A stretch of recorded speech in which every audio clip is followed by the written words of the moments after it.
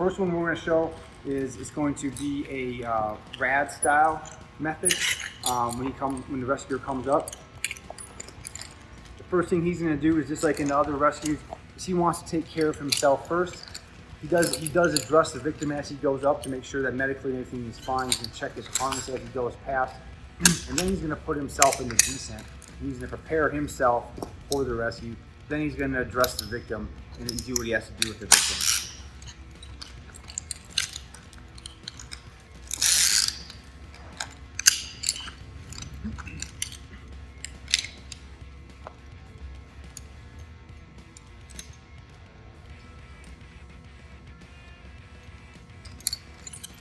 All right, so from here, the goal is the victim is in ascent. So what I need to do is change him over into descent to then go ahead and basically affect the rescue from descent at that point. So what I want to do is find the victim's descender.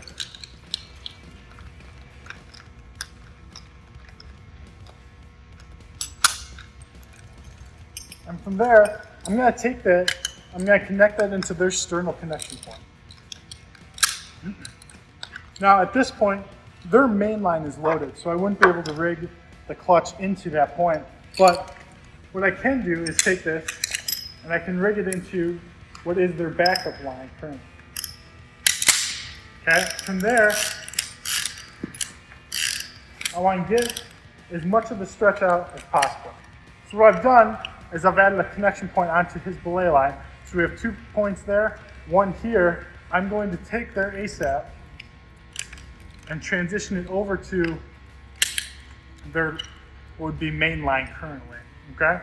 So I have that set up. I'll take his handle off, and I'm gonna take that and move it directly onto his new, what would be main line. So what's gonna happen is we're gonna use a R.A.D method to go ahead and lift him up. So you gotta find their pulley.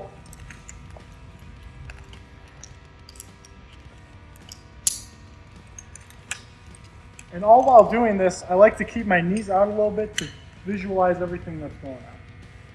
Okay. So the pulley hooked up. And at this point, I have all my lines nice and clean. So ASAP on here, this is going to transition into his backup connection or his second point of contact. In here, I have the clutch rigged. All right. Got the handle up, going through. There's no crosses, turns, or anything like that. So what's going to happen is now I'm going to pull down on this side, which is going to lift them up, virtually giving me a 2-to-1 at that point. So a couple different ways you can do it. I have a foot ascender on. Probably the most ideal way is to put it into a foot ascender. And as I'm pulling down or kicking down, I can kind of help lift. If you didn't have something like that, you could use your handle ascender, put it on this back side and step into, or any other variation there that works out. So I'm going to come here and kick down.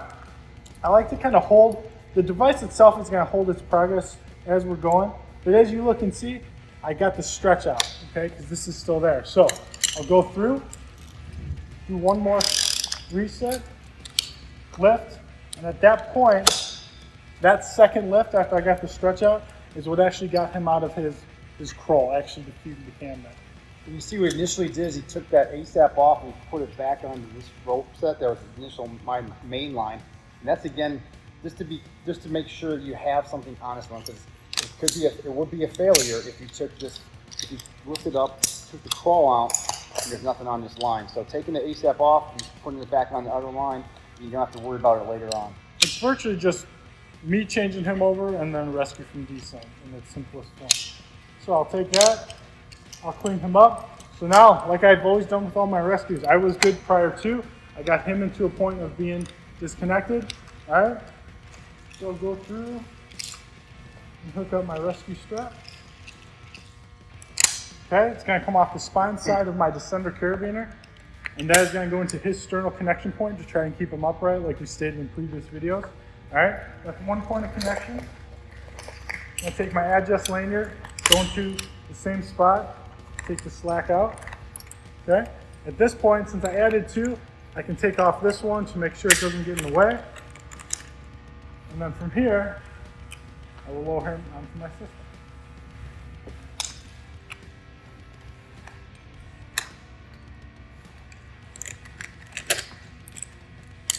slack out.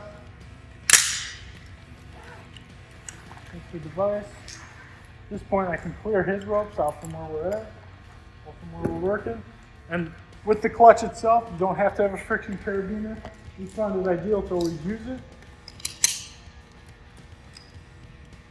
And down we go. Nice and controlled. ASAP's moving. Keeping suspension trauma in mind, I'm going to leave him supported on the system, and then I will break away from it as such.